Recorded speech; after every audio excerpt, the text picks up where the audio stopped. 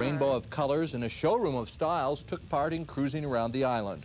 And on most every car, you'd find a yellow ribbon. A lot of guys, they have friends in the Gulf and stuff. So I figured it'd be a good idea to, like, throw a cruise together just to support them. And so I called everyone in the club. Organizers say today's rally represented about a third of Honda Car Club's 200 members. About 100 members of the Honda Elite Car Club tied yellow ribbons around their antennas, hoisted flags out of their sunroofs, and sped off on a trip halfway around the islands today. Many of them have loved ones in the Gulf and thought a drive might lift their spirits. All 100 or so cars went from Sand Island through Waikiki and all the way out to Kualoa Beach Park. I really cluster them up into a sentence, you know, like one bar might only be able to hold 4 words, just for instance, and I'll put like 16 or, you know, 32 or, you know, in one bar. You know, I'm a trigger tongue. I can say things very fast and you can still understand what I'm saying. Oh, the king of Oahu graffiti. Graffiti is an Italian word. In archaeology, it is an ancient drawing or writing scratched on a wall. Today, it looks like this. It is considered a crude drawing and a form of expensive vandalism.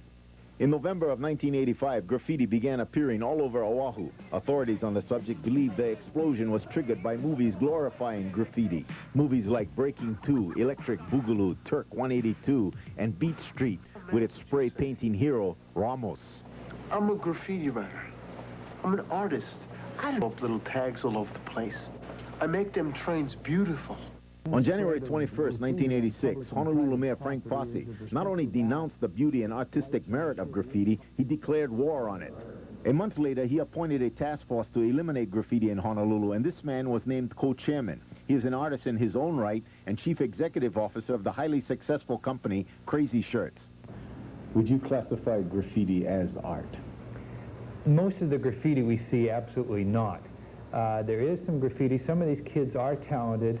They do what they call pieces or burnouts, where they'll go up on a big water tank or big blank wall and they'll paint something that is cartoons and illustration. They have some talent, and that is art. They have the capability of doing art. What we see around town is tagging, where they simply just scribble the name as quickly as they can before anybody sees them do it. That's not art at all. Most of the adults say, this is ugly, Hawaii is beautiful, I love this place, I pick up litter off the street, I can't stand this, I can't pick it up like litter. It's a real problem to go and paint it out, to clean it up, to keep Hawaii beautiful. We got to realize, too, our visitor industry here is the most important industry we have. People come to visit Hawaii because the place is beautiful. If it looks like New York, they might as well stay home. And then it's costing the taxpayers money to clean it up. How much? Still not. Rough estimates since November, $500,000. I could always say, you know, I will always be king, but there's a lot of guys who will doubt it. I mean... This is Ricky, like a reformed graffiti artist. But to the majority of the graffiti gang members on Oahu, he is still king. Like, the whole hip-hop culture consists of breaking, rapping, scratching, and, of course, graffiti. Those are the, you know, there's the spoken word, the dance word, and this is the written word. This is the expression. You know, like, I knew it was going to come big sooner or later because breaking and popping and scratching all came big, but, you know, graffiti hasn't really come big until, you know, just recently. So people started seeing their name on the box and say, hey, that guy's famous, you know, like, oh, I seen his name.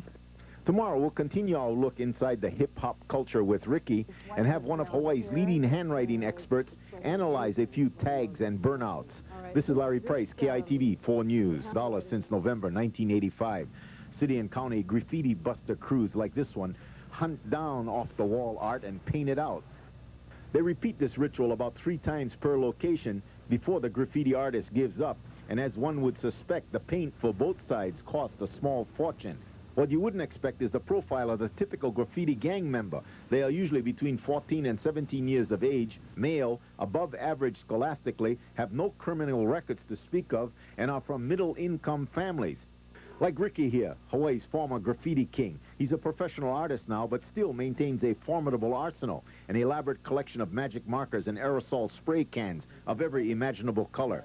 The question is, how do most kids between the ages of 14 and 17 afford the expensive paint for their unwanted art? Right now, everybody's getting into using Krylons and Rust-Oleum brand spray paint because, like, I used to do all my pieces with this cheap brand called xylanoid or something. It was like 99 cents a can on sale. I mean, it's cheap and all, but you can't expect your burner to come out as nice because it's like watery. Like, that's why I love Krylon. Krylon got some nice pastels too, but it's expensive. When you do like a burner, take you like 20 cans of paint, and you're talking some bucks, like 20 cans of Krylon. It's over $100, you know? So you gotta be racked, you know? You gotta have people who rack for you and stuff. Racking means that it's stolen. Well, that's one way to say it, you know, but we call it racking, you know? This lady is one of Hawaii's premier certified grapho analysts. She makes a good living analyzing handwriting. And the other side of my work is the document examination, which I do for the Honolulu Police Department, the Hilo Police Department, and various private industries. So you can analyze people that have tendencies toward being dangerous, for instance. Yes, as a matter of fact, that's what we're working on right now at Hawaii State Hospital, and we're doing very well with that project. Can you analyze graffiti? Yes, I can. Well, this writing in black, double taggers, shows someone who lives in the present, shows someone that is fairly deceptive, one that likes to play tricks, one that does a good game of hiding. They also are prone to excesses. I can't say what kind of excesses, but usually drugs or alcohol. This person has an inability to make connections with other people on a deep emotional level, and inwardly feels a great deal of depression, although they have a hard time expressing anything, let alone that depression. In tomorrow's report, we'll analyze some more handwriting and cue you in on some of the graffiti gang's secret codes and rituals and take a look at some possible solutions. This is Larry Price, KITV 4 News. Leaders on the island of Oahu. And as we told you yesterday, the majority of them, like Ricky, the former king of graffiti, come from middle-income families. Like, my family is kind of embarrassed. They're embarrassed. They go, oh, my son's a vandal, my son. But I tell them, no, Mom, I'm an artist, you know? I mean... Do they try to talk you out of it? Yeah, but, you know, I'm always going to do what I want to do. I mean, they could always tell me, and I guess I respect what they say. That's why I used to tell them, that's why, you know, because, you know, I didn't think nothing was wrong, but then I don't even tell them anymore because I know, you know, they'll be embarrassed, you know? Especially if I ever got caught, I mean, they'd be so embarrassed because, you know, they're my parents and I'm their son. Since the mayor's crackdown, 83 graffiti artists have been arrested. One of the reasons is the gangs all have names, acronyms that stake out their territory. For instance, MIA, Masters in Art from McKinley High School in the McCully area. ABC, the awesome breaking crew from Farrington High School in the Dillingham area. BS, the bomb squad from McKinley High School and Lower Lily. KGB, Kids Gone Bombing from Mauna Loa High School and the Aleomano district.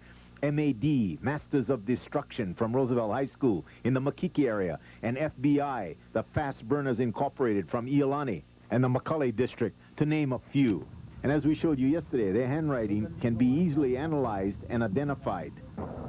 This handwriting sample here of 4 Kathy shows some shows extreme optimism, at least how they express themselves outwardly. However, on the more intimate level, they actually feel very depressed. They feel depressed sexually, and there may be some sexual deviance going on. The co-chairman of the Mayor's Task Force on Graffiti has come up with a few innovative ideas to eradicate the unwanted off-the-wall art. One thing is going to make the markers a little bit harder to come by. We ask the retailers to keep them behind the shelf.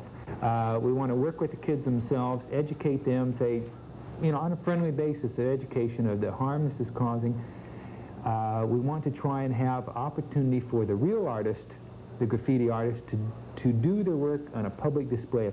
The display proposal comes in the form of a graffiti-off competition that many of the artists would probably welcome. For the past few weeks, I've been approaching a lot of the writers, you know, and telling them if we had, you know, like a graffiti-off or something where one day they'll bring in these walls and we can do our pieces and be exposed to the public. So, you know, they can see, you know, we're not really vandals, we're artists. We're, you know, the young generation wanting to express ourselves. That's when it comes down to it, we want to express ourselves, you know. And this is the only way we know how is graffiti. Like I said, that's why I'm hoping, you know, I'm all out push for this graffiti off because I want to show them, you know, I'm still king. I can still rock this island. I can rock Hawaii better than anybody else down here. The Graffiti Task Force has submitted their proposals, including the graffiti off, to the mayor for action. Hundreds today with their own paintbrushes and rags and a determination to wipe out what has been called a sudden and extraordinary spread of graffiti. The mayor called out for volunteers for his Oahu Graffiti Cleanup Day, a part of his Graffiti Busters campaign that started last year. At least 1,000 people rolled up their sleeves to scrub, clean, paint, and restore garbage cans, traffic signal boxes, and other city property. They also went to city parks. Brown and beige paint were the order of the day. Besides wiping some of it out, the Graffiti Busters campaign has added some arrests, and police have stepped up their surveillance of vandalism. Lawsuits now against families of juveniles caught defacing public property. And as we reported, this latest action is part of the Mayor's Graffiti Busters campaign.